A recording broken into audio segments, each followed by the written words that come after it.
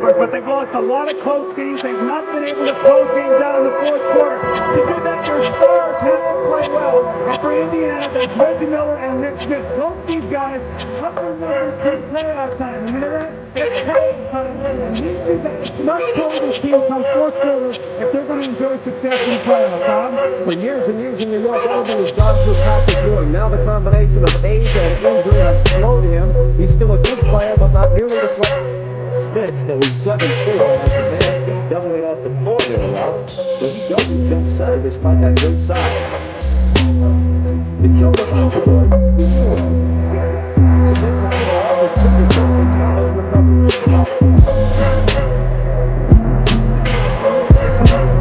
Mullin on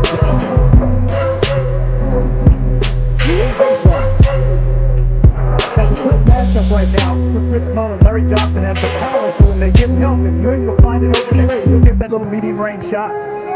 Patrick Ewing at age 36 will score fewer than 20 points a game for the first time in his career, but he still leads them in scoring at over 18 a game. They work it to Mullin. Quick shot. Got it.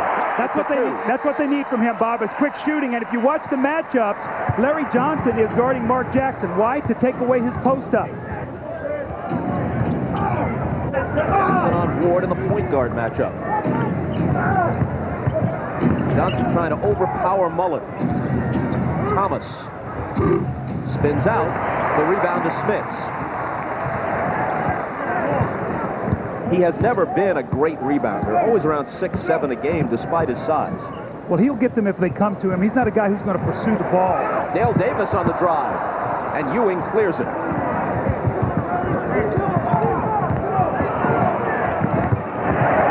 Knocked away by Smits into the hands of Jackson. Pushes it up the floor. All the way around Ewing for the layup. See what happened? Turnover, you don't get a shot. Jackson end-to-end, and you can already see Patrick Ewing. Normally Patrick Ewing would jump up and block that shot. He didn't even leave his feet. And the game's first whistle now comes from Hugh Hollins. Turnovers lead to easy baskets, and in the Eastern Conference especially, you've got to get some easy scores. You see Patrick laboring to get back, and he just sort of gets away from Mark Jackson there, and Jackson lays the ball up. Foul was on Mullin. And Ward puts it in from the side. Houston blocked by Smits. That's a good aggressive play, though, by Allen Houston. I like to see him start the game out, not shooting jump shots, take that ball to the basket, create some free throw opportunities. He shoots less than 4 free throws a game. Too good a player to be on the perimeter only. Miller's got him defensively. Into the lane, forces it up there, hits it, draws the contact, and comes to the line for a chance at a three-point play. Allen Houston needs space. He needs space to operate. And you're going to see there's no screen here. They're posting him early.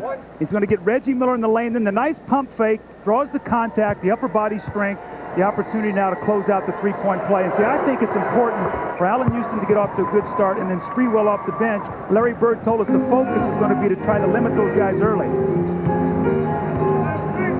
Houston, an exceptional free throw shooter, 87%, completes the three-point play. Mullin misses. Rebound knocked out of bounds, and the Pacers will keep it.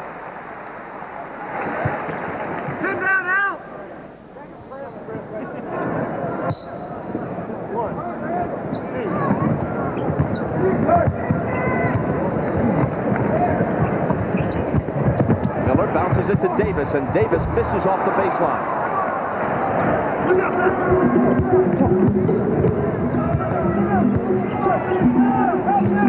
Houston slashing, then dumping it off to Ewing. But Allen Houston, again, a real nice player. They got the ball in the lane, and when you get the ball inside, you create people coming to you. And then the nice pass. That's 2 shots Ewing has hit off those kind of plays.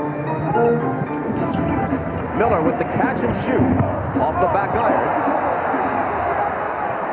Ewing with the rebound. Averaging just under 10 boards a game.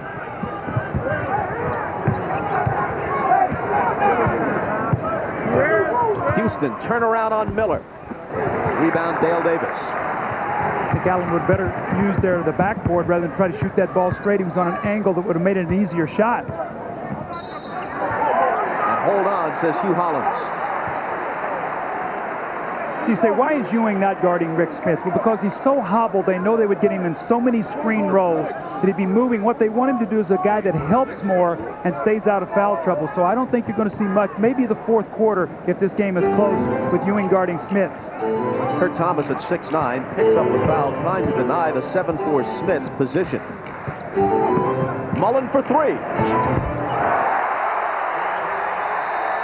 He's hitting 45% from beyond the arc, still one of the NBA's best at that distance.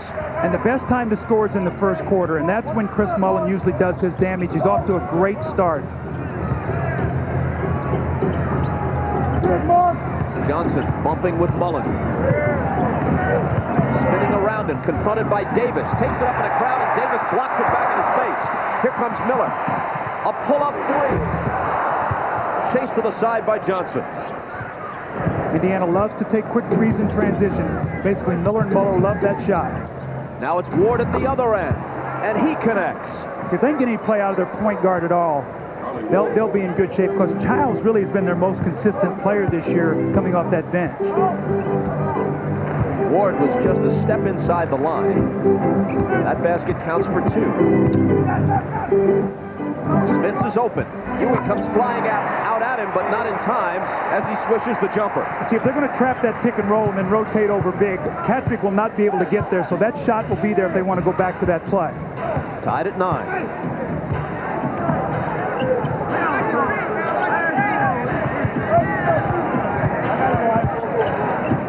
Davis over to help. They get it to Thomas, and now Ewing. Jumper over Smith's is long, and Dale Davis is there. Jackson's pull-up three. Spins out.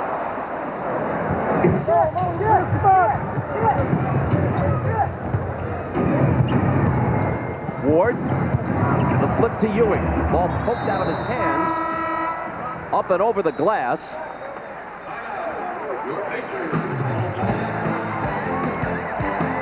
And we'll see who they awarded to when we come back with 6:52 to play in the first and the game tied at 9. Being the guy that just catches the ball on the block, but guys are getting hip shots. The double team, he catches it on the baseline, a little spot up. Then Allen Houston off the curl. Smith helps. He fades out and hits the jump shot. Then does a nice job blocking out on the defensive backboard to get a key rebound. And you're going to see right now Patrick Ewing off to a great start, and he can get those kind of points. Yesterday, we talked with Patrick about his outspoken support for his embattled head coach, Jeff Van Gundy. Here's what Patrick had to say.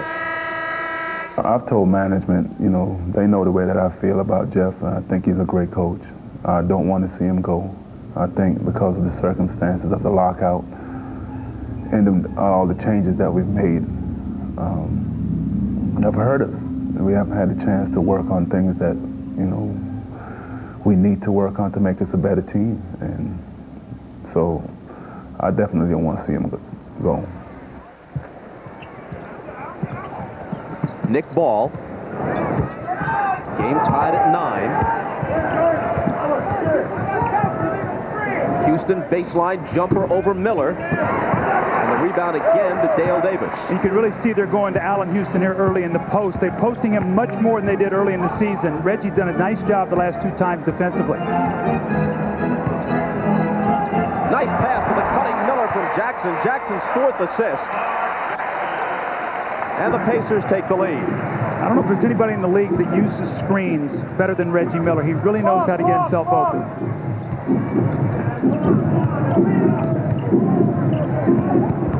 Houston, good look. Can't put it down. Thomas.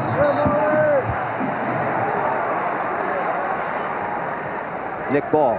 Reggie's going to make a great cut. You see Allen taking away one of the spots for him now. Kurt Thomas has got to give him a bump there, and he doesn't. He allows Reggie to go in for the layup. That's where your team defense comes in. Houston misses off the inbound, but Ward gives them the fresh 24.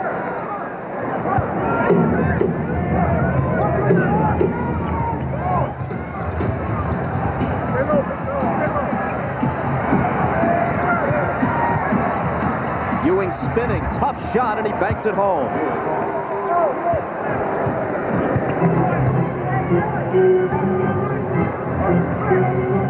Ewing with 6 now in the early going.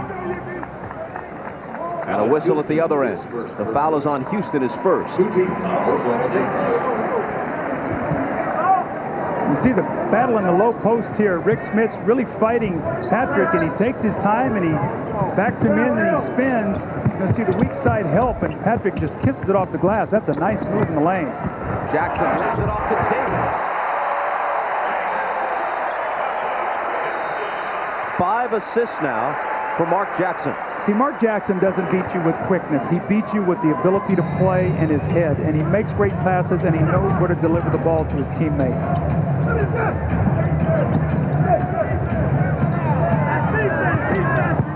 Johnson on the drive.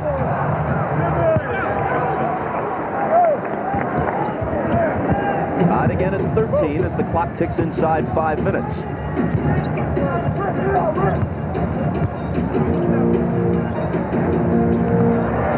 Here's Mullin. Some contact, no foul. Ball winds up in Ward's hands. Here's Johnson on the wing. Back to Ward. Head fake around Smits. And now his pass intercepted.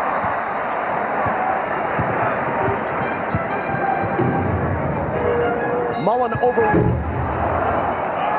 And a foul on the play. Meanwhile, with Jackson ringing up 5 early assists, it looks like Johnson on Jackson isn't exactly working for the Knicks. Well, you see what's happened is Jackson has gotten into the lane against Larry Johnson. That defensive help has come over. He's found people for easy scores. And on the other end, with the cross match, Charlie Ward's having a difficult time getting to Mullin, and Mullin's got off to a good start. So both of these guys right now, Jackson doing well and Mullin getting the good first quarter points that they need from him. Sprewell in for Johnson, and folks, you can log on to MSNBCSports.com as Bill Walton examines key playoff issues, such as the Pacers' failure to protect leads late in games, and whether Pat Riley's shortening of his bench will work for the Heat. It's all at MSNBCSports.com. The Pacers lead the league in free throw shooting. Miller and Mullin are among the career leaders. Smith shoots them real well for a man his size. Mullin makes them both here. Sprewell wastes no time getting up a shot. Ball out of bounds to the Pacers. That's his game, though, slashing and cutting. Sprewell getting inside early, just missed a little floater.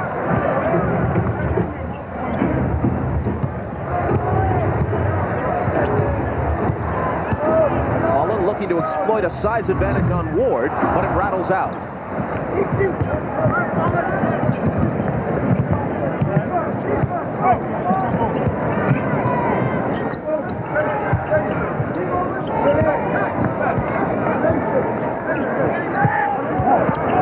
Ewing into a crowd, comes up empty. Here comes Jackson.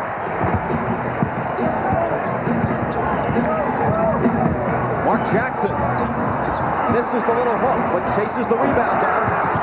Almost pokes it away, and a loose ball foul is called on Mark Jackson. He slams the ball to the floor, and is lucky he wasn't hit with a technical. Bob, that was a good call, and what happened was Mark Jackson got too casual on that play. He didn't see anybody from New York involved in the play, and he went over casually to pick it up, and Charlie Ward all of a sudden comes into the picture. Look at him, he's just very casual. Boom, here comes Ward, and that's a big possession. Remember, one of the things Pacers talked about all day to us yesterday was the little things in the game, the extra possessions. Those are the kinds of things you're talking about that wins close games.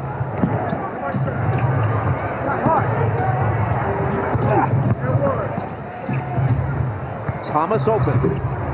Thomas misses. Chris Dudley just in the game, gets a hand on it. But Derek McKee, making his first appearance for the Pacers, comes away with the ball, and now it's Miller to the front court.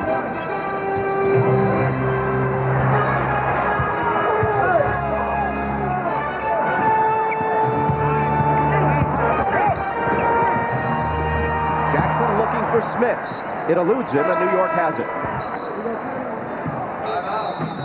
Time is taken with 2:49 to play in the first. The Pacers lead it by a bucket. Back to Market Square after this.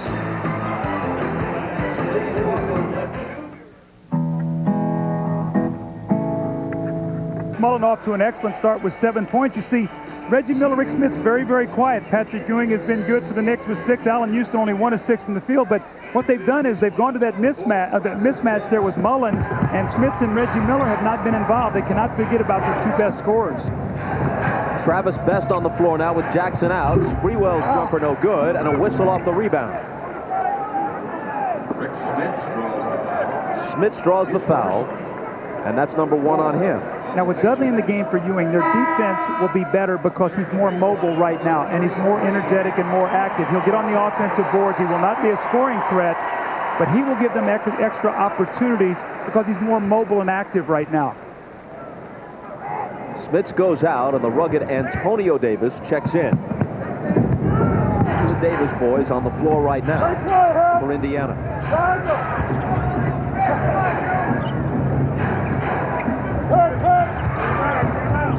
Ward returns it to Thomas. And Kurt Thomas misses. Dudley trying to pin it to him.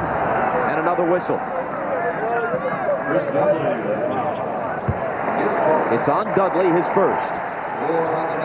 See, Bobby, you say, why is Derek McKee the first sub rather than Jalen Rose? I think that's out of respect for Latrell Sprewell's offense. McKee's a better defender. Bird does not want to get him started, so he's got McKee in there for defense to try to limit him early. McKee missed the season's first 37 games with a bad right knee. He is vital for them as a defensive stopper in the playoffs.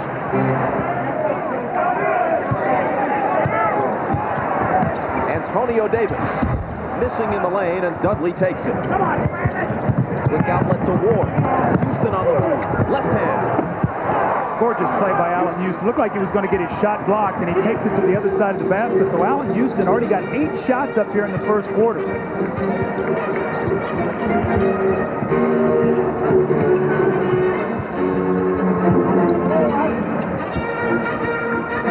You know, there's nothing more inspiring to a team than when the PA, and there's the proof, the PA plays the Dudley Do-Right team, and you get a great alley-oop tip like that. See, Bob, I'm against playing music while the game is in action, and the reason is because basketball is such a game of communication. You play that music, you can't talk to each other out there to help each other. I'm against that music being played while the ball is in play. Unless you're a Canadian Mountie on a horse, you shouldn't have to listen to that. That's true.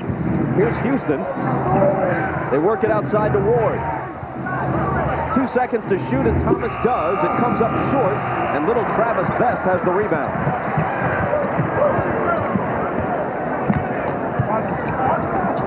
Sprewell cuts in front for the steal, and he's gone. See, those are the kind of baskets you don't want to give Sprewell or Allen Houston. Allen Houston, the previous time down before a layup, this time Sprewell. That activates their jump shots. Here we go again. Sprewell trying to do it again, knocks the ball free. It's out of bounds. And Jimmy Clark, right on top of the play, says the Pacers touched it last. I think you're going to talk about it. Then you're saying, wait a second, if Travis Best picked the ball up and it was already on the line, then it was off Sprewell.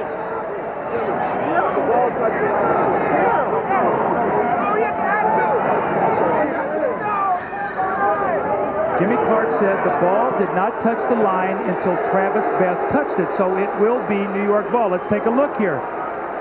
Very, very close play. That is a bang-banger, and the New York Knicks are getting the advantage. I think they're going to have another little committee talk about this as Hugh Holland says, come over here, let's discuss this once again. Hugh is the lead official. One more look. Is it on the line before Best touches it? I think that should be Indiana's ball. I think that ball is on the line and that he traps it. It had been touched by Sprewell in his attempt to knock it away. And the call stands. Houston will inbound for the Knicks. See, the 2 casual passes in a row by Travis Best with entries that Sprewell basically steals.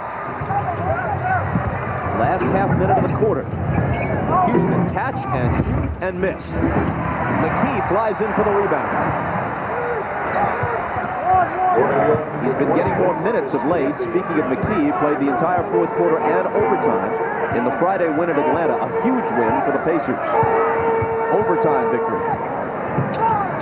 And Davis from Travis Best. See, Sprewell on the weak side rotation. That's his cover. He's got to step in. There's contact near midcourt. The foul is called. And Ward's heave is off the back of the rim. Mullin with 7 in the first quarter, which ends with the Pacers up by a basket at 19-17. Back to Indianapolis after this. You're watching the NBA on NBC.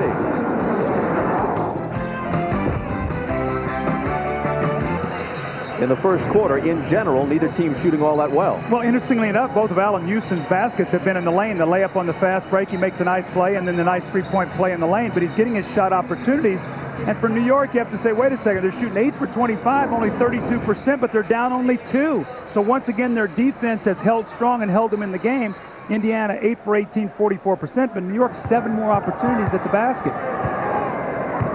The Knicks have been an excellent defensive team for several years now, including this one. But they turn the ball over a lot, and they're not a good shooting team. McKee, lots of blue shirts surrounding him as he gets the shot up. Davis is there to give them the fresh 24. Sam Perkins in the game for the first time. And Jalen Rose. Antonio Davis against Dudley. Rose returns it to him. Ball poked away. Rose has it back. 5 seconds to shoot. Out of the corner, it's Perkins. Dudley battling for the rebound. Contact with Perkins. And they give the ball to the Knicks. Bob, you see the philosophy here really of Indiana. Not one starter on the floor for Indiana. And this is what normally Larry Bird does. He plays his bench in the second quarter to keep his starters fresh. This is his best defensive team, but they have to now manufacture some points too. Childs and Camby now on the floor for the first time for the Knicks. McKee's got Sprewell. Dudley coming over to screen for him. Slings it cross court to Childs for 3. Way off. And a 24-second violation as the ball didn't draw iron.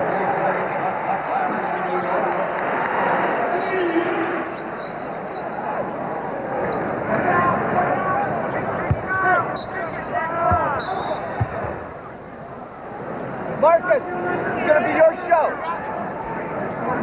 Chris, get in. Chris, going left.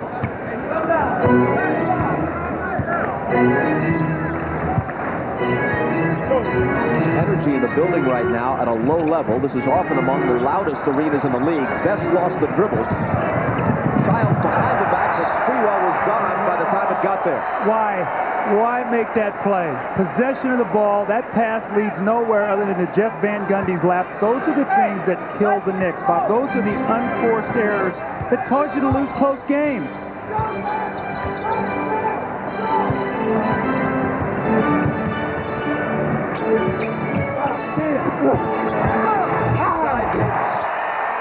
Antonio Davis just taking it up with a purpose. See, he is so crucial for their playoff hopes. Remember the run he had last year in the playoffs? I thought he was their most consistent player come playoff time. He was terrific against the Chicago Bulls in the Eastern Conference Finals. Houston squares up, and the jumper rattles out on him. The big smooth, the veteran Sam Perkins takes the rebound.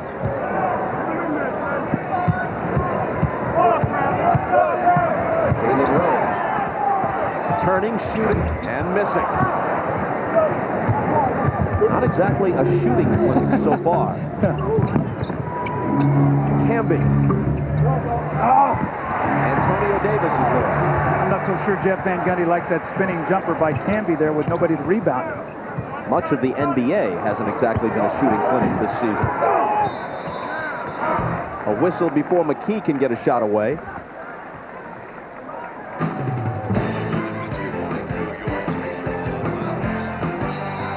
There is he can finish up over the top of people with the big dunk. Just a nice finish, nice power move to the basket. The Knicks sorely needed that play. Foul on Larry Johnson was his first. The 15-year veteran Sam Perkins at age 37 hits the first one. And tonight on NBC, Noah's Ark. The miniseries starring Academy Award winners John Voight, Mary Steenburgen, F. Murray Abraham, James Coburn, and an international cast. Noah's Ark tonight at 9 Eastern, 8 Central on NBC. 1 of 2 for Perkins, and a foul off the rebound. Chris Dudley and Antonio Davis, 2 guys battling inside, and Antonio Davis got the worst of that, but Chris Dudley got the foul.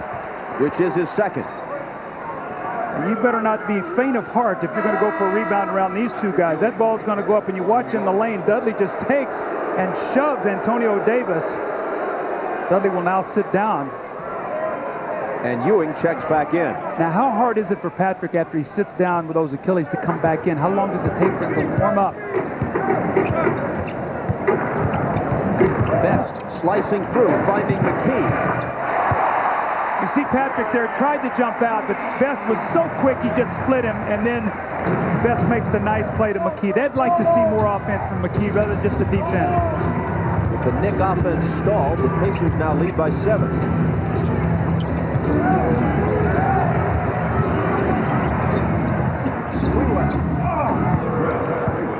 And we talked to Jeff Van Gundy. He said, I'm posting Sprewell and Houston more. We've seen that in the game today. Sprewell with the score there, the possession before he got Camby the dunk.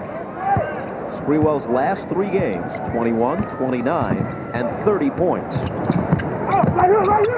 Rose with daylight. 2 different kind of point guards. You got Best quickness, getting inside, delivering. You got Mark Jackson with his size and his intelligence. And both of it's working right now for Indiana. The Rose 3 pads the Pacer lead to 8. Sprewell against Rose at the other end. Indiana looking to take the lead to double digits.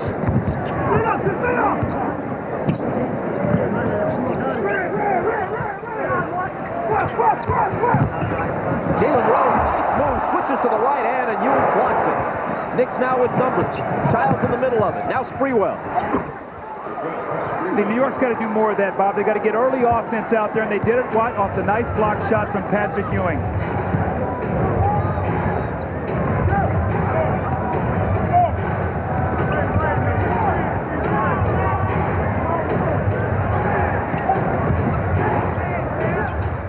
Jalen Rose again, same spot. This one comes up short. He has it back for the drive. And Ewing finally claims it. Larry Johnson. Again, early offense. Indiana's defense not being able to get back and get set. So being able to get a block shot, a nice rebound. Ewing critical in those 2 possessions. Pacer lead sliced to 4. After today, Indiana has only 1 game left on its regular season schedule here Tuesday night against the Cavaliers. The Knicks are home tomorrow night against the Celtics and home again to close the season Wednesday against Miami. Davis's jumper in the lane gets a friendly bounce. Antonio Davis now with half a dozen.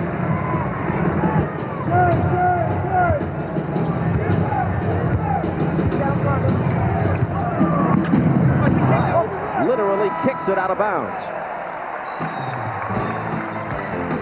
On the Knick turnover, the Pacers will have it back, but first a timeout. The defense triggers the offense. Patrick Ewing with a nice block, and Sprewell will be the recipient on the other end. A nice little play here. Chris Childs gives it back to him from the little medium-range jump shot, and then off a Ewing rebound, and Larry Johnson getting set to re-enter the game, averaging 18.5 points a game. That's below his usual standard, but as you see, he's picked it up in both total points and shot attempts with each month of the season. Well, that's sort of been his playoff mode through his career. That's why his numbers go up in the playoffs. But right now, Bob, I always talk about closing out quarters. They've come back with Smith and Miller. New York right now has got to hold firm because Indiana would like to put a push here and get some distance before halftime. Mark Jackson back in at the point. Works it up top to Jalen Rose. He finds Antonio Davis, and Davis will come to the free throw line. Back to Reggie Miller. You could make a very strong case that with the retirement of Michael Jordan, Reggie Miller has had more big playoff moments than any active player in the NBA. I would agree with that. And the thing about that is, Bob, he's not a guy who's going to take the ball and just create those things, maybe like a Michael where you get it to him a one-on-one or in the post. Reggie needs his team to help him. And that's one of the things about this Indiana team that people worry about is they really don't have a guy they can throw the ball to and says, you know what, make something happen for us. They become a team that's a product of numbers, and it's hurt them a little bit closing out games. As we said earlier, a lot of us, me for sure, I don't know if you felt this way, thought that Indiana had the highest upside of any Eastern team as the season began. What about now? Well, I would, you know, I'm a little bit concerned if I'm the Indiana people right now because of their consistency level, and they have just not been able to close games out. And you know how close playoff games are, Bob. You get a lot of those games. They're going to have to show me that during the playoffs. Foul was on Smits, his second, even though Larry Bird's team has won back-to-back overtime games against the Hornets and the Hawks. Those 6 one-point defeats, including one at Madison Square Garden where they missed 3 shots, in the closing seconds of the game, including a seemingly unmissable tip-in by the rookie Al Harrington. Those could come back to haunt them in terms of playoff matchups. Sprewell takes it aggressively to the hoop, gets his own rebound, can't convert the second try. Ewing, the tip won't go for him.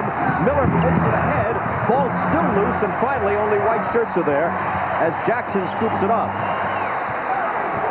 Any one of those one-point defeats might be the difference in terms of home floor advantage later in the playoffs against a Miami or an Orlando. I would agree completely. Here's Smits. The basket and one. So you see right there, Patrick just can't move his feet, and that's because of the injury. The heart is willing, but the feet won't move. And Rick Smith's not known for his quickness, and you're going to see Patrick just fighting him. And once he puts it on the floor, Patrick just can't get over to shut off the baseline. And Smith now with a three-point play opportunity. And if he knocks this in, Bob, it's going to be a 10-point lead for Indiana. Remember, going into this half. Smith's better than 80% at the free throw line.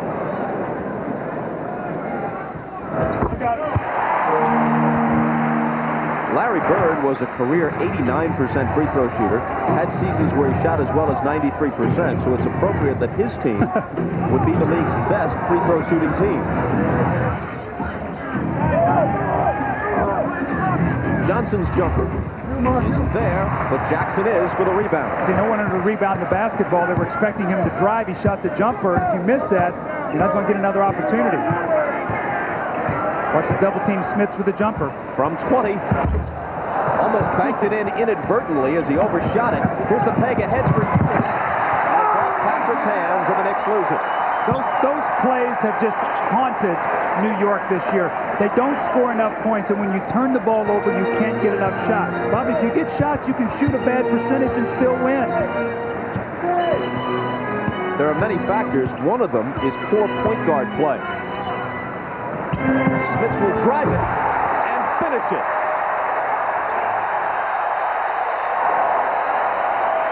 And for the first time this afternoon, they come to their feet at Market Square Arena.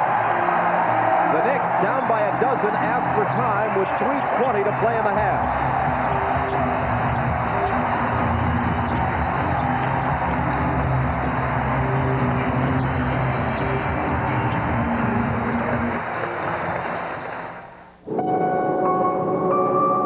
Last 2.5 minutes then, they've been blanked. The Pacers have scored 8 unanswered points and increased the lead to 12.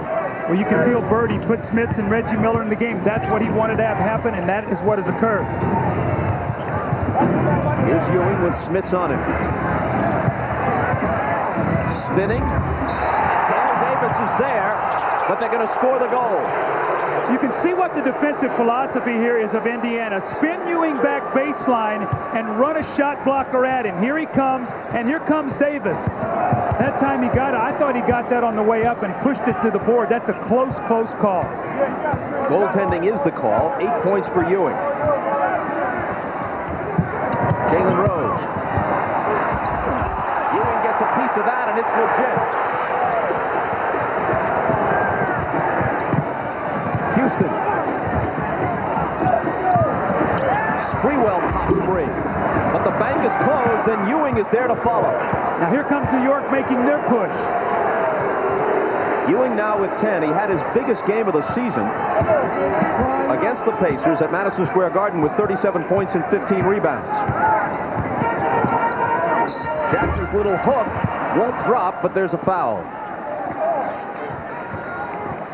See, Patrick can affect the game in so many ways. It doesn't have to be a scoring. There's the block.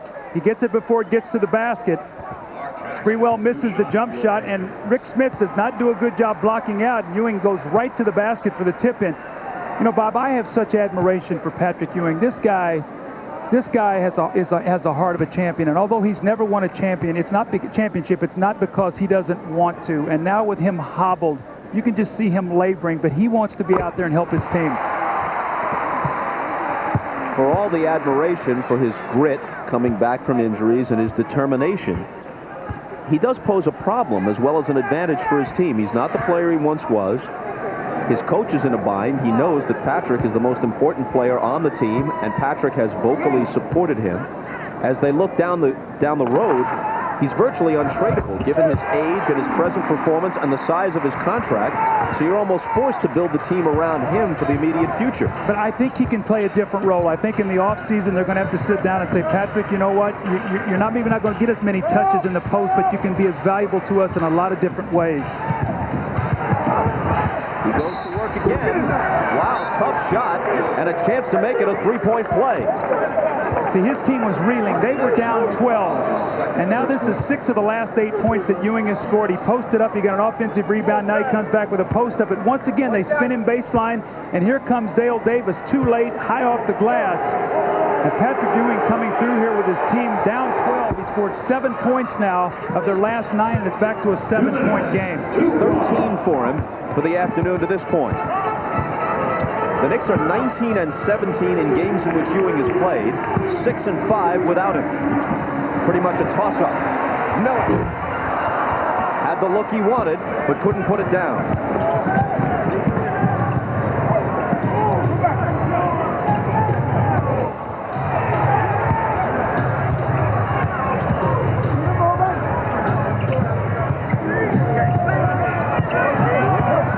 Feeling it, lost it, regained it, missed it.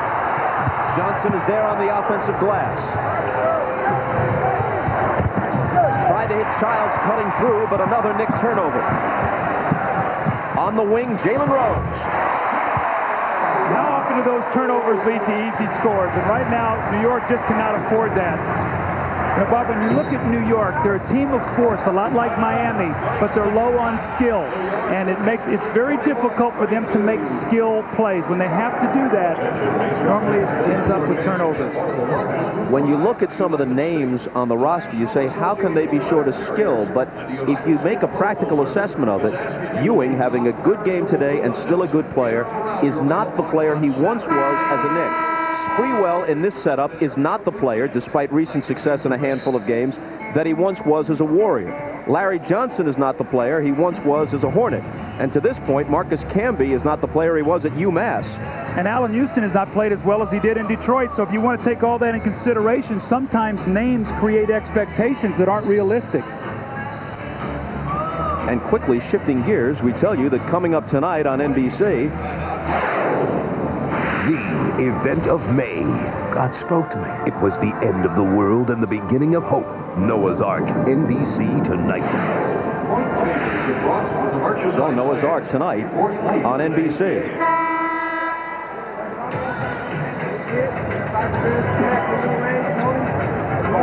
Indiana now calls a 20 on top of the 20 requested by the Knicks. 1:03 remaining until halftime. Pacers by 9. Now, see, Larry Bird has the mentality of saying, you know what, if we can hit them with a 3 here, maybe going in at half, we can really hurt them. They have a set play that they like to run for Reggie Miller to maybe get a 3. Let's see if Bird goes to that mentality, because that's something that he would do as a player, look for something to spark his team going into halftime. Sprewell having trouble getting it in, and the Knicks lose it again. Again, those turnovers, we talked about it, to tip the ball up, that they just cannot turn the ball over. That's their 8th turnover this quarter. Into the last minute. Nice look by Antonio Davis. And Dale Davis is the beneficiary. When Indiana's playing well, they're a 5-man unit that's in sync. And we're seeing that now in stretches. You see Antonio Davis feeding Dale Davis, a little reverse over his shoulder, and now the free throws, which he's been shooting much better of late, Bob. A notoriously bad free throw shooter, but this season he's found the range. In fact, he has now hit 8 in a row after making that one, and 32 of his last 43. Prior to this year, he had several seasons in a row shooting under 50% for the year. This year, he's at a career best 61. Houston behind the back, slices through, misses with the left hand. Antonio Davis clears it. You keep your eye on Reggie Miller. He will shoot a 3 here if you give him just an inch going into this halftime. Meanwhile, Houston off that miss has shot 2 of 10 in the first half. Jackson inside to Davis. spinning him around right now. And see, Mark Jackson in the post, you've got to give help. And when you do, now you're playing 4-on-5, and the Knicks have not been able to handle it.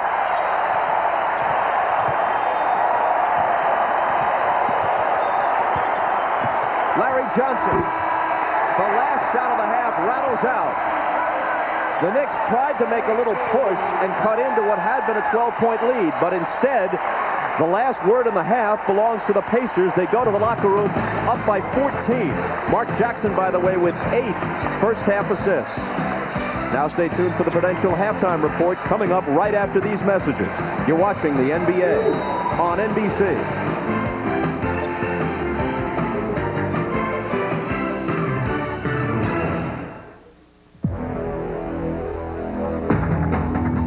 The feel of smart design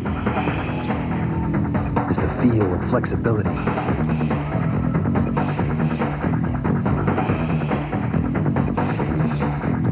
Schick Tracer FX is the only razor that flexes to cover every sensitive curve. A design so smart, you can feel it.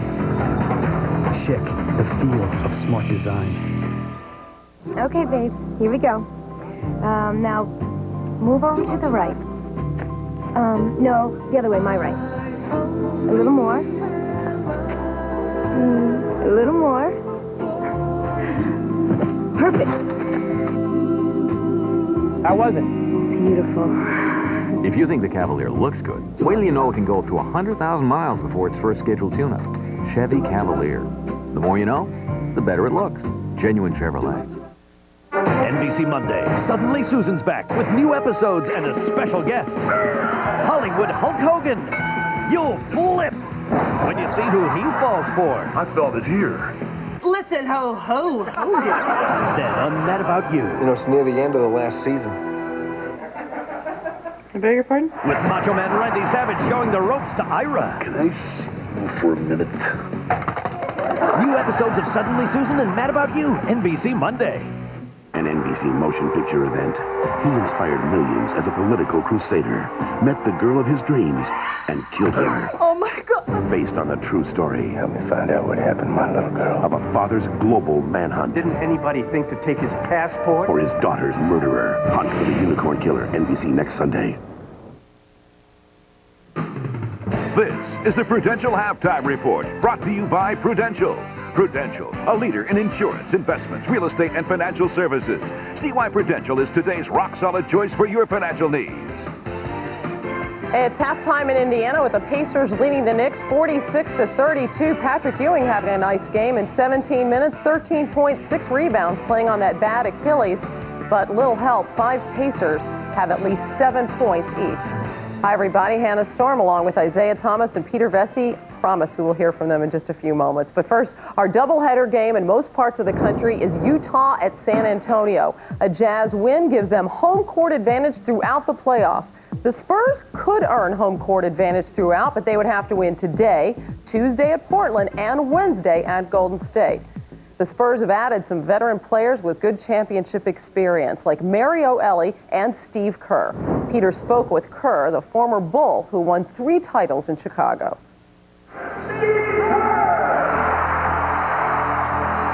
That was tough to leave. In fact, my family stayed there for the first couple of months of the season, and it was tough trying to get my wife to come down here. She didn't want to leave, and neither did I at first. I mean, Chicago was our home for 5 years, and we loved it there. Do you talk to any of the leftover guys? You know, I haven't talked to any of them this season. It's been such a crazy season. Has nothing to do with them losing all the time. No. You want to disassociate yourself with the Bulls? I told them, you know, I'm trying to find them and watch them on TV, but you can't find them anywhere these days. You guys don't cover them anymore. What's the deal? I played against them, and it's been going back for years about these guys being soft, and now that I'm on the team, it pisses me off. At the time he was talking about David Robinson and Duncan not having the desire. Right. Did that need to be said? Yeah, sure. I love having a guy like Mario on a team to shake things up. You know, the Spurs for years have been known as a team of nice guys and maybe soft or whatever. And to have a guy like Mario come in and kind of shake things up and Pacers easy baskets. Offensively, It felt like in order to get good shots, they got to move the ball around more, start passing the ball around more, try to get the easy shot. Bob? Ahmad, thanks very much. The third quarter starts with the Pacers in possession. Dale Davis, Mark Jackson, Chris Mullin, Rick Smits, Reggie Miller on the floor for them. Ward and Houston in the backcourt. Thomas and Johnson at the forwards, and Ewing in the pivot for New York as the second half begins. Matchup's the same. Larry Johnson starts against Mark Jackson, and you have Ward on Mullin.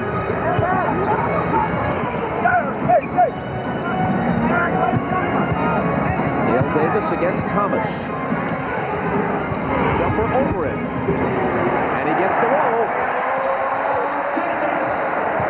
Whether Johnson was guarding him or Ward or Childs, Mark Jackson was able to do the job in the first half. A different approach against each, but he was able to be effective. Absolutely. Quickness, he penetrated against Larry Johnson, and he backed down smaller guards. Reggie Miller picks up a foul, his second. See, Allen Houston was 2 for 10 in that first half, and both of his shots were in the lane. He's going to have to make some jump shots. The best advice would not be for him to stop shooting, though. If they're going to come back, Sprewell and Houston are going to have to score despite their shooting woes in the first half. Absolutely. This is a new half. You got to treat it as such and keep shooting the basketball, but good shots. Thomas knocked away. Still Nick Ball. So now, Kurt Thomas was 0 for 5 in the first half, so he had some open shots out of double teams that he didn't make, so it just sort of snowballed. But Allen Houston and Sprewell have got to make shots. Not 5 for 19 won't get it done. Ewing overshot it. Rebound battle won by Johnson.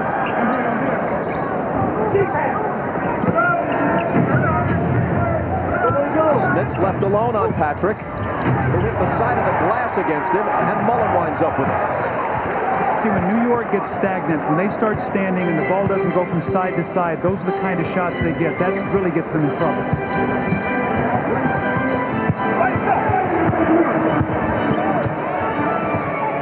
Here's Jackson for 3.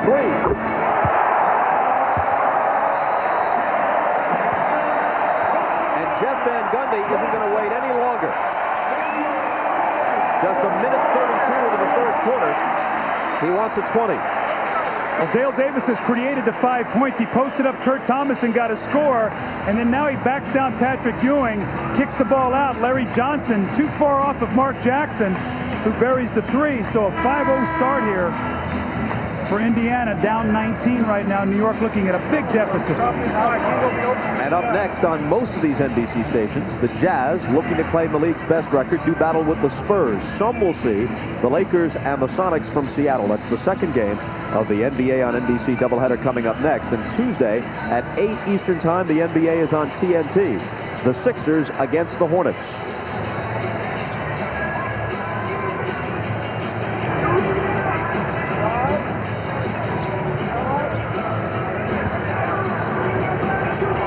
Larry Bird's mood has been considerably more upbeat the last several days than during the stretch in which they seem to be losing a close game every time you turned around. Well, I had an enjoyable conversation with him yesterday. Spoke with about 30 minutes. He spoke about his team and was in a very good mood. I think he feels that his team is going to respond come playoff time. Houston against Reggie Miller. Fires the jumper. Still can't find the range. Mullin for 3 here. They better get to him. You called it. He did.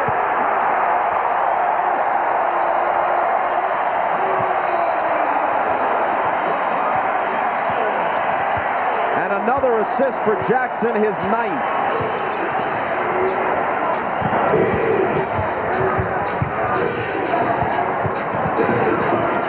Johnson for 3. Larry Johnson quieting the crowd at Market Square just a bit.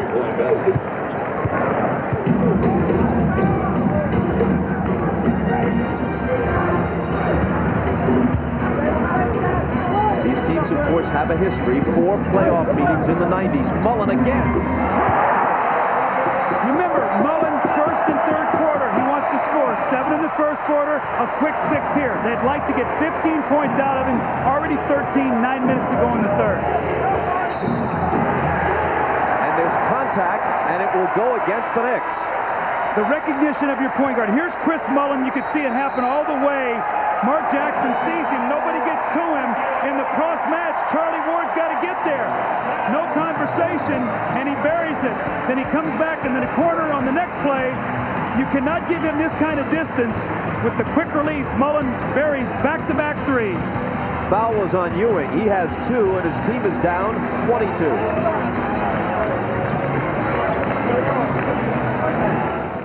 Jazz Spurs won the first 2. The Pacers took the next 2, including last year, 4-1. And the difference in that series last year was the free throw line. When you looked at the rebounding and you looked at the field goals and all, it was in favor of New York. But Indiana had a huge line in New York. That was the entire difference in that series. Foul on Reggie Miller, his 3rd. In the first half today, the Knicks shot exactly 2 free throws. Kurt Thomas connects.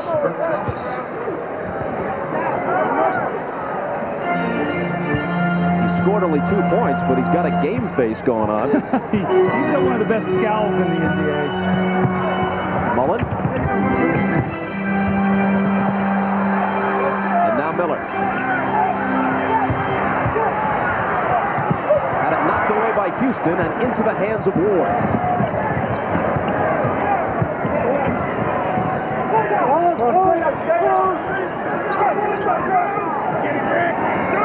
Here's Ewing turning to face the basket, driving on Smith. Up in the crowd, no. Thomas trying to follow. Ewing comes up with the loose ball and then is practically tackled by his former teammate Jackson. I think they're going to call that flagrant. I don't know if the fall was worse than the foul, but Patrick went down hard on that play. Yeah, that's what Jackson is pleading about. Certainly he couldn't dispute the foul itself, but whether it crossed the line to a flagrant is what's at issue here. Well, Patrick's got a long way to fall, and you see when Mark Jackson comes in from behind him and he gives the hard foul, Patrick just can't gather himself and he stumbles and goes down. I think they're discussing right now whether or not they want this to be a flagrant foul or just a regular 2-shot foul. 13, hits a flagrant foul, penalty 1, 2 shots in a row. It is ruled a flagrant. It's the 3rd foul on Jackson overall.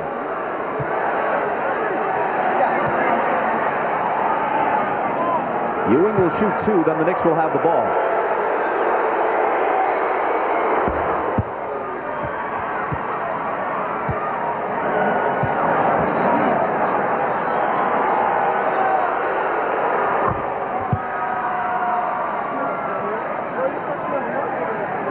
See again, Mark Jackson, as he goes for that ball, I don't think he meant for that to be a hard foul. Patrick just stumbled, and he did go for the basketball, but I think the referees will say we're going to err on the side of caution here.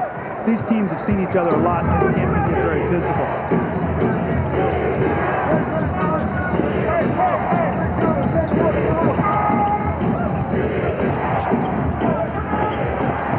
Ewing with the move on Smith, and the jumper, no. The tip doesn't drop for Johnson. Battling on the boards is Thomas.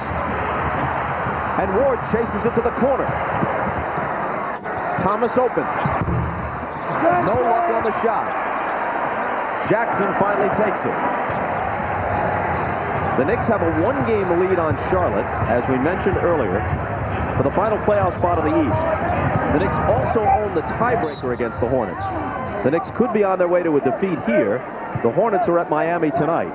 Well, the Miami Heat gets Zoe back tonight, and they're going to need him. They've lost 2 home games to Boston and Chicago, giving up 100 points in each game. So you think he's important to their defense and is really making a strong statement there as a candidate for MVP, what he's done for that team? A foul before Mullin could inbound. And it's on Allen Houston. That's his 3rd. Houston committed a foul in a much more important situation in Atlanta before the ball was to be inbounded, when they were just trying to quickly give a foul and set themselves up for possibly a tying 3 late in that ball game recently. Well, it was a 4-point game. Larry Johnson hits a 3 to make it 1. Allen Houston gets the foul before it's inbounded, so you get the free throw. He makes it 2, and then he makes 2 on the ensuing, so it's a 4-point game instead of 3. That changed that whole game dramatically. But that was a foul with the ball dead after a made basket.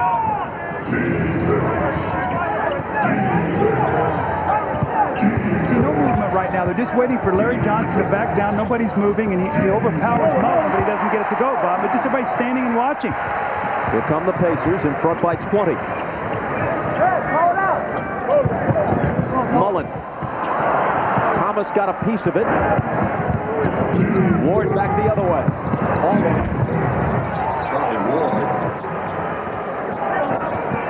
Charlie Ward has but 4 points. His play has actually fallen off a bit compared to a year ago.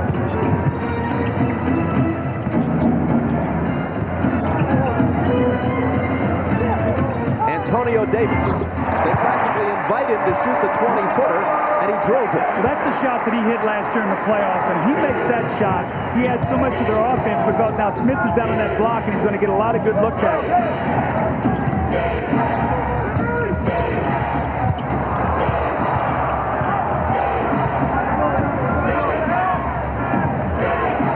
Johnson with a crowd around him and a whistle. Bob, do you see how hard it is for New York to score? I mean, they're laboring to try to get 2 points. They've run a screen and roll to get it to the other side of the floor to post up Larry Johnson. He dribbles it 5 or 6 times, spins in there, has to pass the ball out.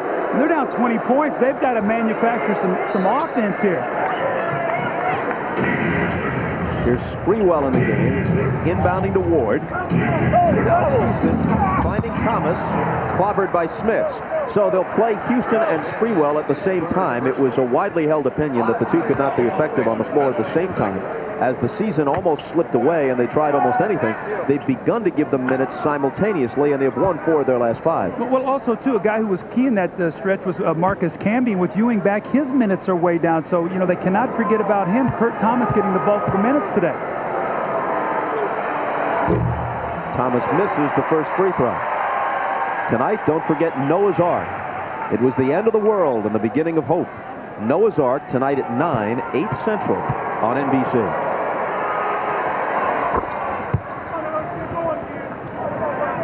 Something that's always puzzled me, anytime you look at these antediluvian films, these films about prehistoric man, people appear to have access to extensive amounts of cosmetics. They're extraordinarily beautiful given the Spartan circumstances under which they live. Here's Jackson bombing up a 3. The guy makes big shots, Mark Jackson. That doesn't look pretty. It almost squirts out of his hands. And he comes up with big shots. Here's Sprewell. Can't answer at the other end. Jackson scoops it up. Look at that pass to Smits, but he lost it. Here's Ward. Houston.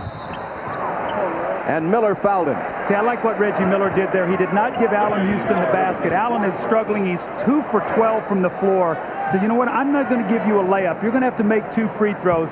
And Reggie knows, being a jump shooter, that you don't let a guy get going with layups. Foul on Miller was his 4th. You know, you look at Mary Steenburgen. She's about to get on Noah's Ark, but she looks like she's just come from a spa. When you see Allen Houston there, steps up and missed a free throw. A good foul there, Bob. The best thing you do is you give them 1 point, but not 2.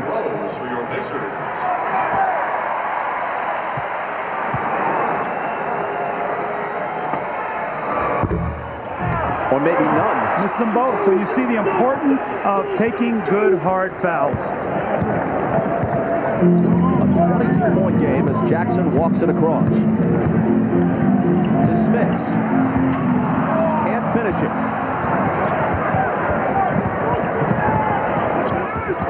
Touch pass to Thomas. And he can't connect. Charlie Ward set him up. Now it's Ward with the steal. He's off to the races, and Jackson lets him go rather than risk the foul. Charlie Ward did a nice job there. He set Mark Jackson up with a behind-the-back dribble. He read it perfectly. New York's going to need more of that.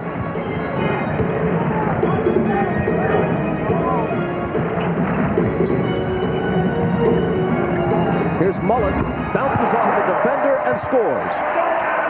15 for him now. He's hit the figure that Larry Bird wants, and we've still got 3:40 to play in the 3rd.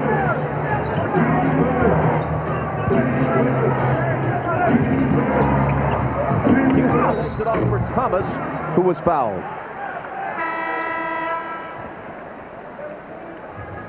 Well, Chris Mullin has definitely slowed down, but he's a man of perpetual motion, and he can still make open shots. And he gets in the lane, and this is a very difficult leaning shot in the lane. And Chris Mullin, again, Bob, with 15 points today, and you can see that both of these guys have New York ties. They've played very well against New York, and Jackson and Mullin have been key again today. St. John's products both. Meanwhile, for the Knicks, Thomas, Houston, and Sprewell are a combined 6 for 31.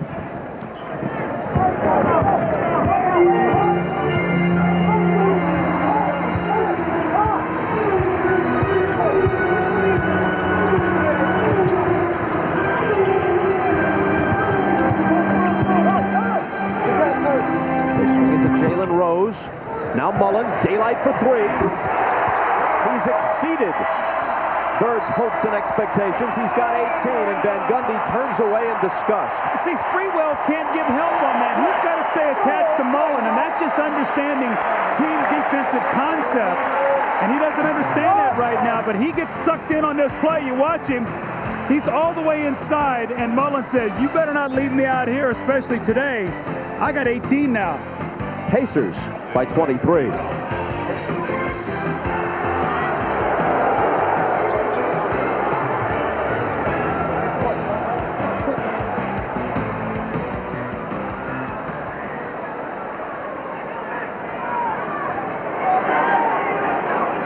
There's some discussion about the possibility of a technical foul, and I think they're going to hit it, or hit Antonio Davis with it. So rather than go away for a commercial, we're staying here. Antonio Davis hit with a technical. Houston will shoot it and make it.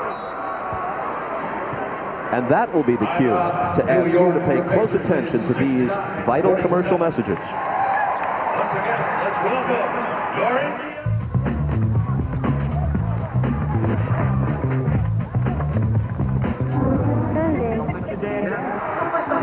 You really got to want it, Coach. Take that ball outside.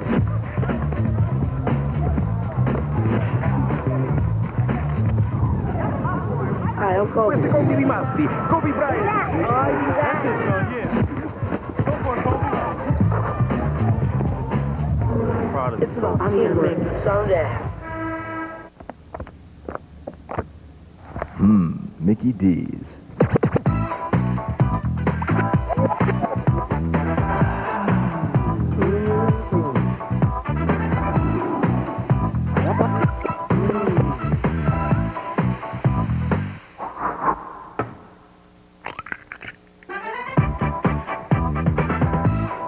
Now, who has the rhythm of your morning? Did somebody say McDonald's? I need some gasoline. I'm going across the country to prove that everyone loves the taste of Pepsi One. How's it taste? Tastes like the one to me. Taste the delicious. What do you think of the taste? Can't believe it's only 1 calorie. Bothering me, it tastes good. Pepsi One, a secret formula, makes it taste too good to be called diet. It's very good. Pepsi One, true cold taste, 1 calorie. How does it feel to drive the luxurious Lexus LS 400?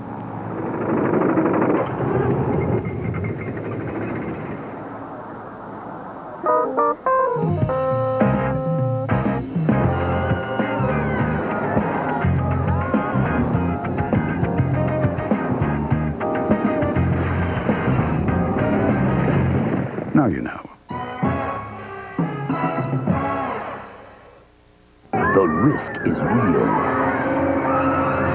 The rats are real. So don't try this at home. Tonight, 7 of the world's most fearless magicians put their lives on the line. The world's most dangerous magic 2. NBC tonight, 7/6 Central.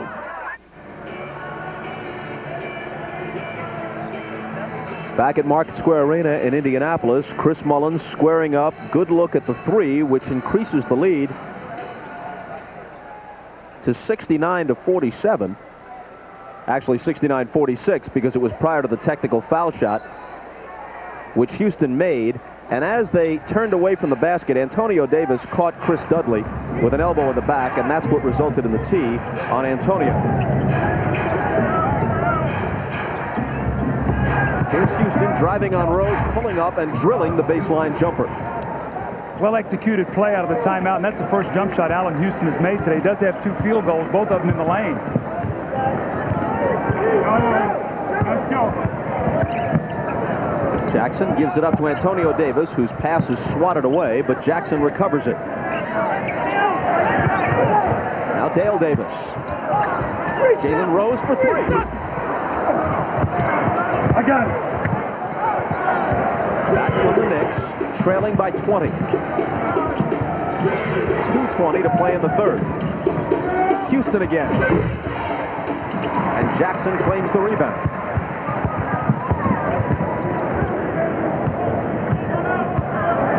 Backing in on Ward.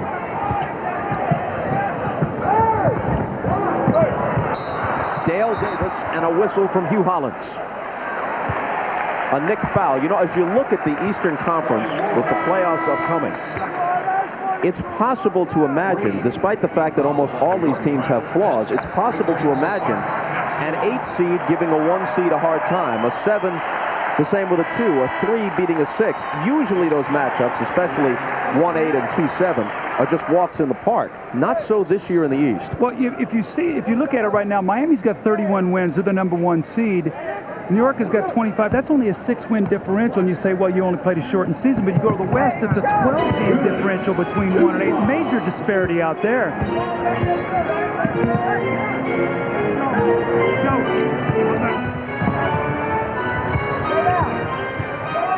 Chris Mullin gets it away, and a tough shot, and he hits it. He is feeling it now. He's got 20.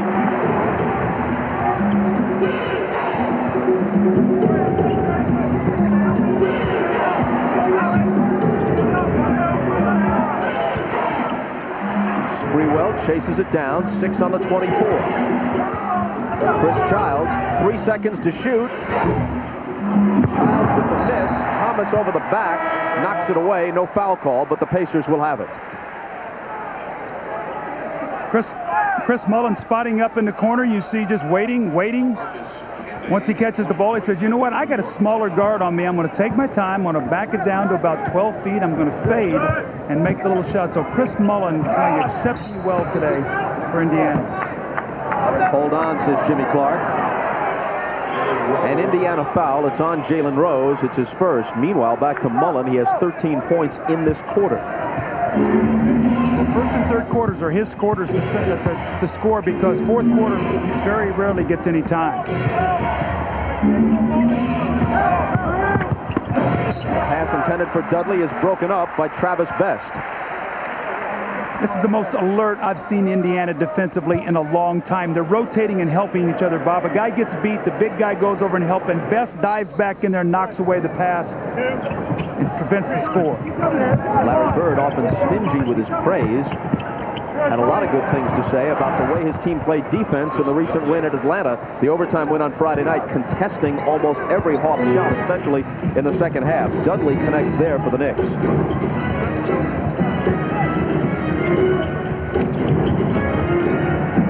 Jalen Rose off the back iron. We move inside 30 seconds as Ward brings it across. Sprewell, a 3. 9 points for Latrell Sprewell, who had scored better than 20 in each of the 3 previous games,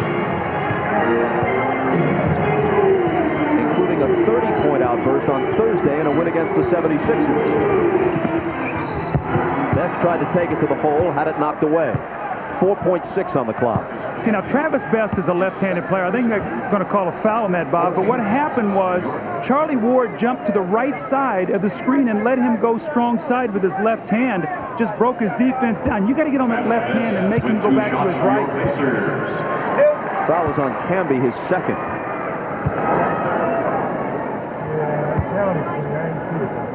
Travis Best, who had a lot of big playoff moments for the Pacers last spring.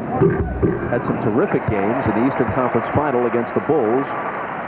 See that play, Bob, where he just sets him up and looked like Ward was trying to force him to go to his left rather than force him to go to his right, and he just opened it up right to go to the basket, and Best gets 2 free throws here with 4:6 to go in the quarter.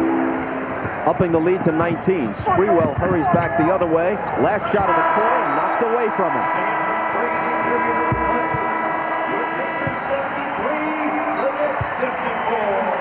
Well, Chris Mullin exploding in the third. 20 points for the game.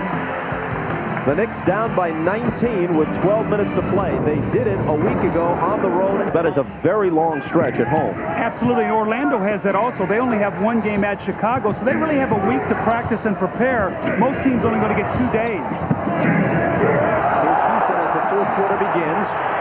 Giving it up to Childs, and Chris Childs penetrates, misses the jumper, and Camby is there to follow. That's what Camby gives them, activity, speed. They've got to get up the floor. You see Camby here now, create some turnovers, change the pace of this game a little bit right now. Indiana's doing whatever they want to do. And leading by 17. 3 seconds to shoot. Best is going to have to force it up there. And it winds up going to Rose. That just kills you. It's 24 seconds to use the entire clock, and then you get the ball back.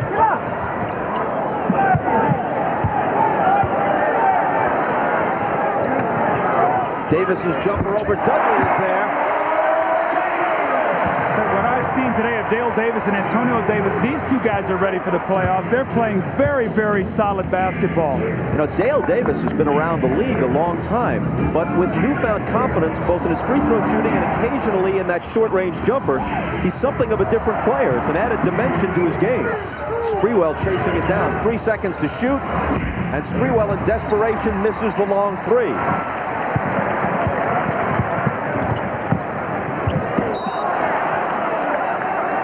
Sprewell is holding Rose as he receives the pass. He was having trouble with his sneaker and maybe knew he was about to be beaten as soon as Rose caught the pass.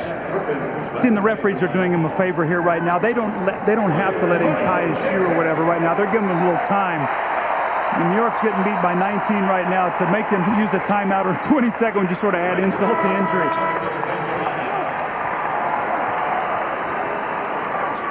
Sam Perkins back in along with Reggie Miller. Amazingly, Miller has only 4 points in this game. Mullin's really made up for that with 20. Dale Davis pounds it into the floor, gives it up to Best. He fires a long one and misses it, and Dudley is there for the rebound. Childs behind the back trying to elude Rose, and in turn he's fouled. That's number 2 on Jalen. Clock stops with 9:57 to play in the fourth, and the Pacers comfortably ahead. Davis 13.6 rebounds. Antonio Davis 9 and 6 for a combined 22 and 12. Big numbers from them. You talk about the power forward position. If they can get those kind of numbers, you know, Reggie's eventually going to get his points, and so will Smith. But those 2 guys could be key. Sprewell in traffic, gives it up to Childs. Jalen Rose now on Latrell. He gets it underneath to a cutting Camby, and there's a whistle from Hugh Hollins. Let's check with Ahmad. All right, thanks, Bob. Derek McKee was just taken in the locker room. He was complaining of an upset stomach and a little lightheaded. So he went into the locker room. It doesn't sound like it's very serious, but he went in to lay down for a while. Bob? All right, we hope he enjoys his nap. Sam Perkins with his first foul. Houston on the run, hitting off the inbound.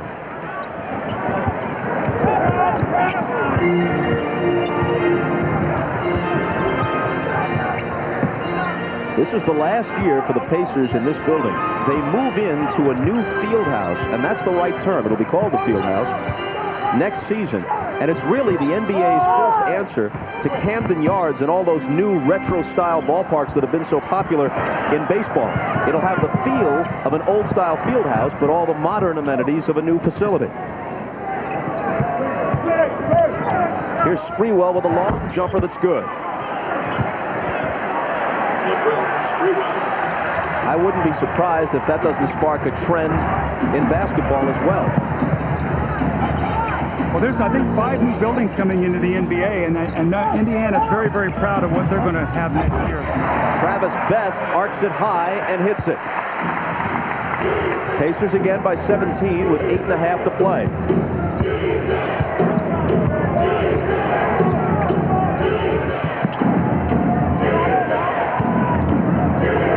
Here's Sprewell.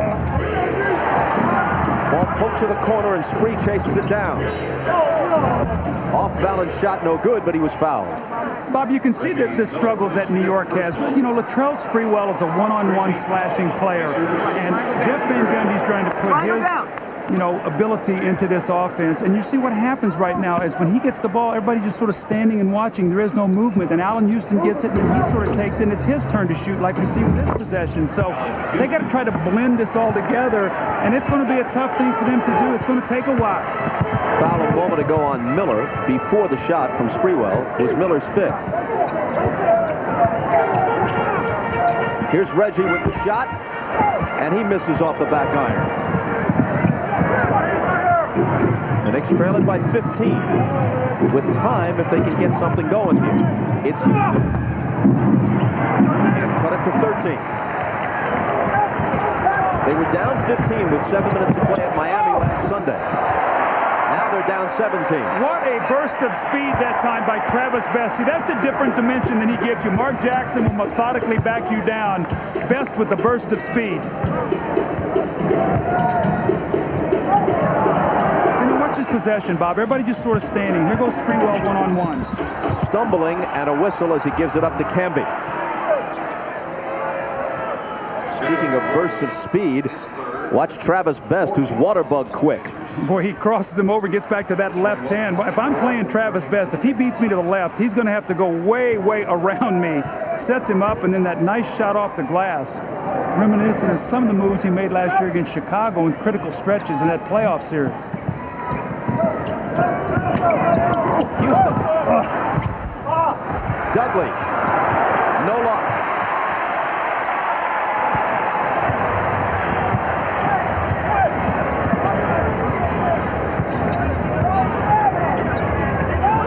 Jalen Rose, as Ward went for the steal and didn't get it.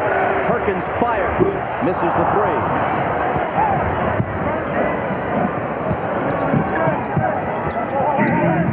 Ward will try a 3 of his own and miss it. Dale Davis picks it up. Moving down towards 6.5 minutes.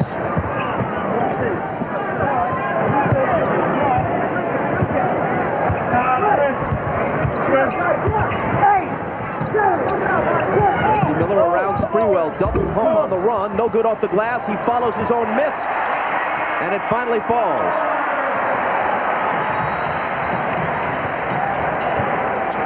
Just his 5th and 6th points.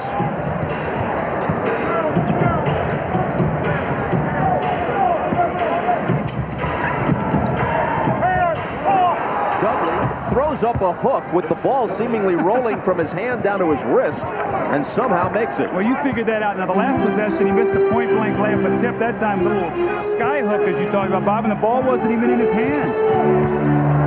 Here's Best, swinging it cross-court to Rose. And Rose with a wide-open 3. That increases it to 20 again at 84-64.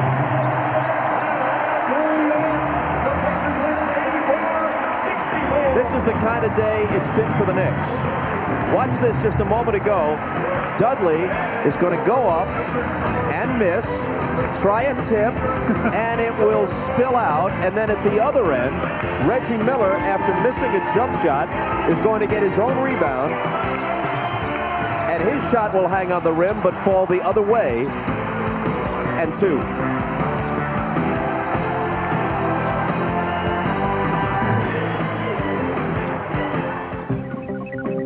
Introducing the all-new Jeep Grand Cherokee with infrared dual-zone climate control.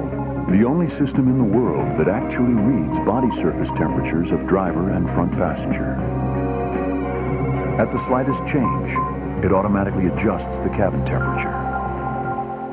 So conditions inside stay comfortable, even when the environment outside isn't. The all-new Jeep Grand Cherokee, the most capable sport utility ever. Beer man, Coors Light. Coming up.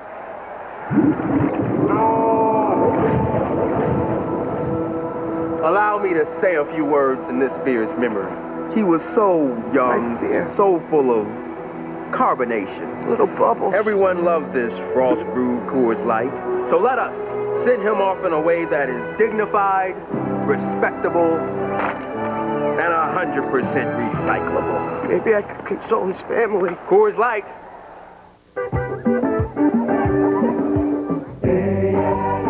Here's to the women who play.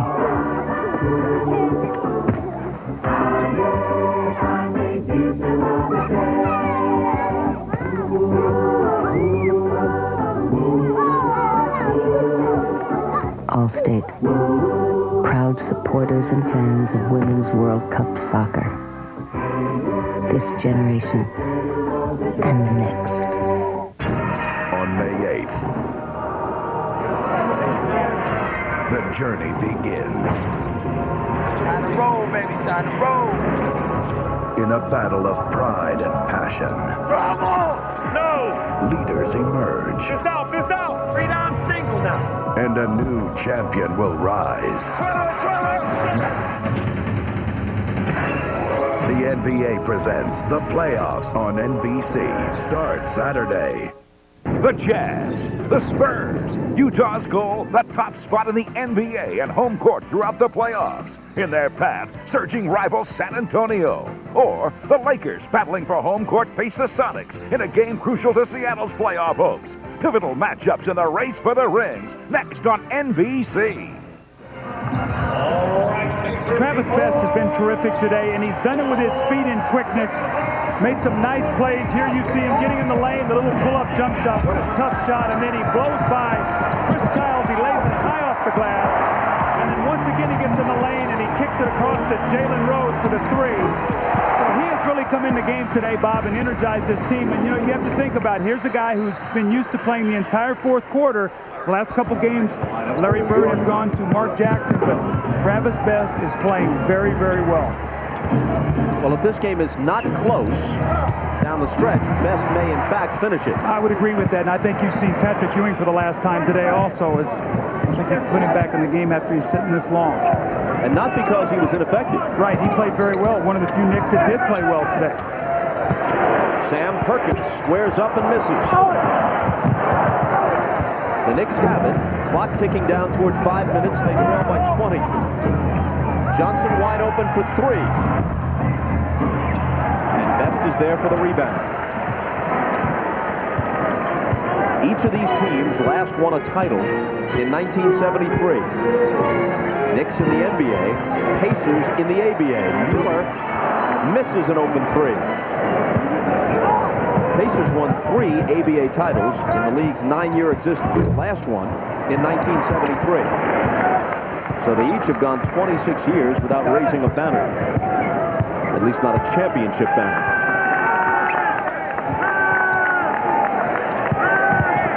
Rose drives on Sprewell, switches to the right hand and scores. You know, Bob, as we think about Indiana going into the playoffs, a couple things. First of all, Larry Bird has become more assertive with his team. Last year depended much more on his assistants, Dick Carter and Rick Carlisle. He's taken the reins more this year, been more active. Secondly, what kind of teams hurt Indiana? The teams with speed and quickness. New York is a slow, plodding team, and you can see how they match muscle with this team. Rose fouled Sprewell, chance for a three-point play. Well, Jeff Van Gundy has all but made a concession speech now. Wingate comes in, Williams in, Brunson in. Rick Brunson, number 9. The ancient Herb Williams in his 18th year at age 41, number 32. And David Wingate at age 35 in his 13th year out of Georgetown. Seldom used.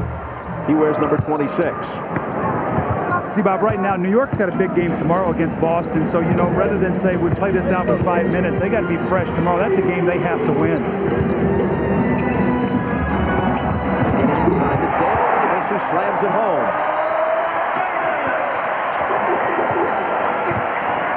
15 for Dale Davis. Sprewell in the lane. Trying to follow is Camby. Sprewell has it back. Left-hander won't go, and Perkins will clutch the rebound.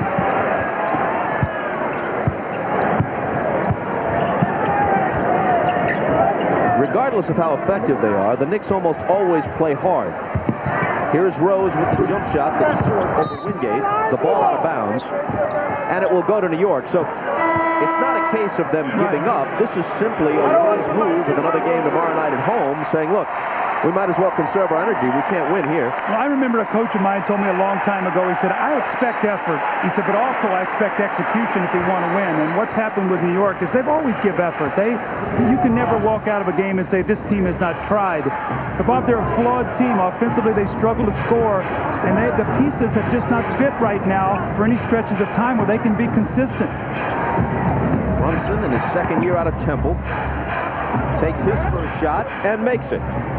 Austin Crozier has come into the game for the Pacers. He's number 44. Second-year player from Providence. He turned 24 yesterday. Rick Brunson played a very potent backcourt at Temple. How about Aaron McKee and Eddie Jones being his running mates? That was a pretty good Temple team. The jumper by Best.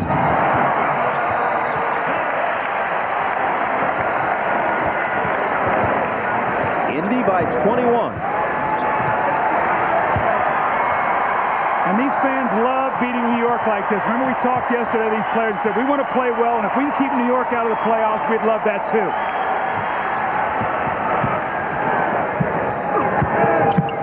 Here's Wingate. Gives it up to Brunson. Had to get it off to beat the shot clock and did not.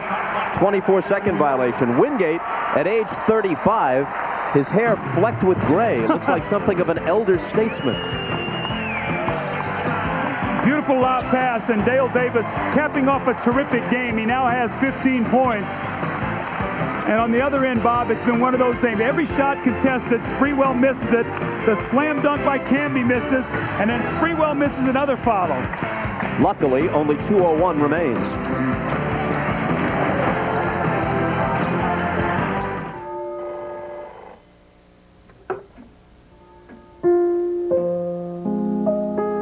At PricewaterhouseCoopers, we're working with pharmaceutical companies to create new research and development strategies that will help them bring medicines to market in less time at less cost. Because every day a new drug is delayed can be the difference between just too late and just in time. PricewaterhouseCoopers. Join us. Together we can change the world.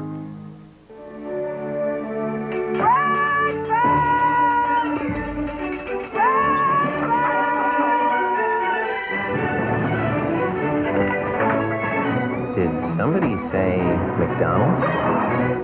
How to speak Australian.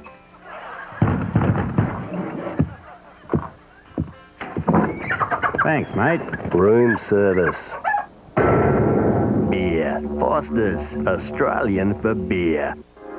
Some of today's most advanced life-saving technologies were initiated here in the Chrysler and Plymouth minivans. The first minivan with an airbag. The first with integrated child seats. The first with dynamic side impact protection. The most minivan safety firsts. Chrysler, we made the minivan what it is today. Now get $1,000 cash allowance or 1.9% APR on any Chrysler minivan. NBC Wednesday, the sensational 200th episode of Law and Order. She says you two have a relationship. A detective too close. A woman who uses sex to kill. She's twisted everything around. Sam Waterston, Jerry Orbach, Angie Harmon, Benjamin Bratt, and special guest Julia Roberts. All new Law and Order. NBC Wednesday, 10, 9 Central. Basketball, a game of matchups. Let's take a look at Indiana's record head-to-head in this abbreviated season against the other playoff teams or potential playoff teams in the East. Well, Bob, you see Miami's a big, strong team. You see 2-2. Orlando, a speed team, 1-2. Atlanta, a speed team with a penetrating point guard. So Daryl Armstrong with Orlando, Atlanta, Mookie Blaylock, Philly. You got an Iverson, Detroit, Grant Hill, speed and quickness. They don't match up well with those teams. The bigger, stronger teams, New York, Milwaukee, really no post game, Miami. Those are the teams. So matchups will be critical come playoff time, what your success might be. On the other hand, many of those games played in the absence of Derek McKee, who gives them some important defensive heft, especially against those quicker small forwards like Grant Hill, people like that. Absolutely. The problem that that Indiana has had is containing fast point guards and anybody at the small forward position with speed and quickness. That has hurt them. The Jalen Rose basket gives him 14. Perkins reaches in front of Camby for the steal. Last minute and a half. Here's Crozier. On the drive. Fans wanted him to get it. Wingate looking to save it and does. Brunson pushes it up. The rookie Al Harrington is in the game for the closing moments for Indiana. Wingate pops it. Can't put his name in the scorebook, but Williams can. Well, I got to talk to Austin Crozier. He had an open shot there, and he gave it up and drove into the lane. Under 2 minutes, down 21, there will be no foul called. Shoot the jump shot.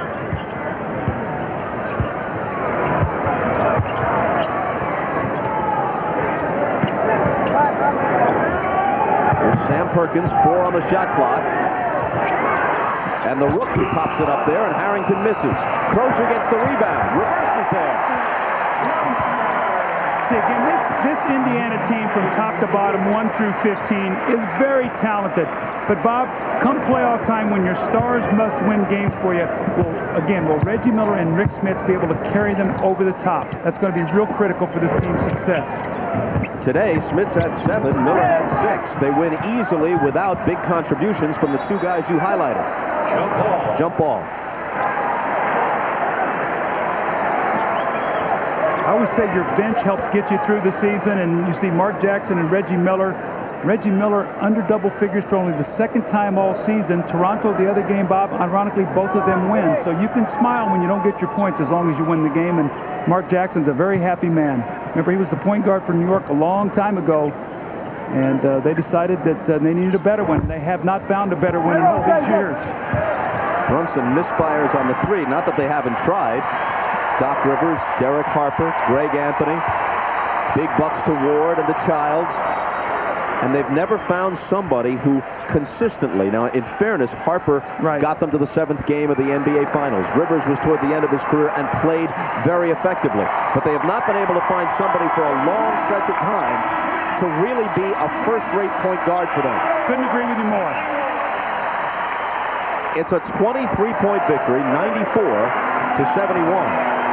Now the Knicks will head home with an eye perhaps on tonight's game between the Heat and the Hornets.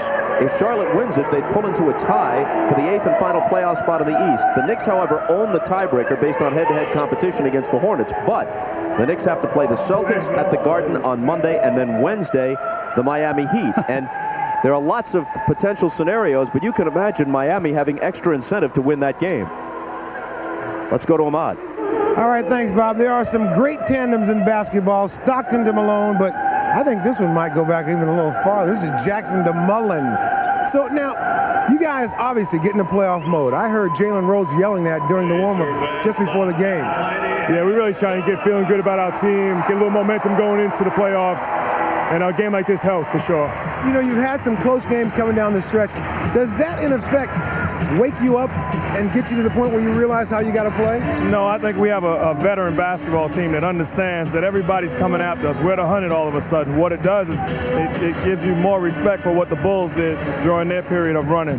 Now we have to just be ready, and fortunately, I think that's going to prepare us for down the road. Chris, realizing that you are a veteran team, do you guys feel like this is your opportunity to win an NBA championship this year? Yeah, most of us guys playing on this team, that's all we have left. That's what we're playing for.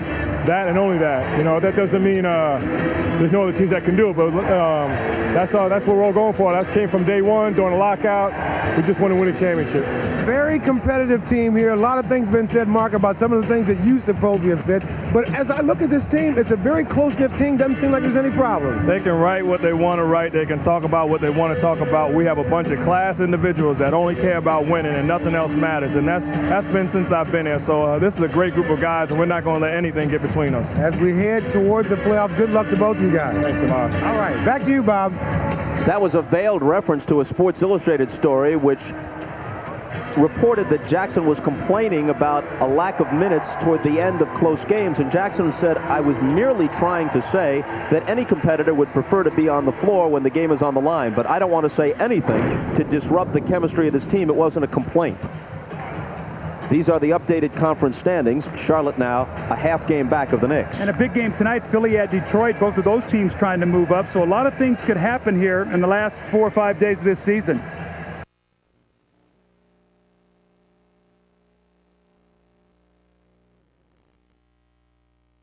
Strategy, according to the coaching staff, come quickly on a double team against Duncan. Don't let him get into that rhythm that Steve pointed out in the last game up at Salt Lake City.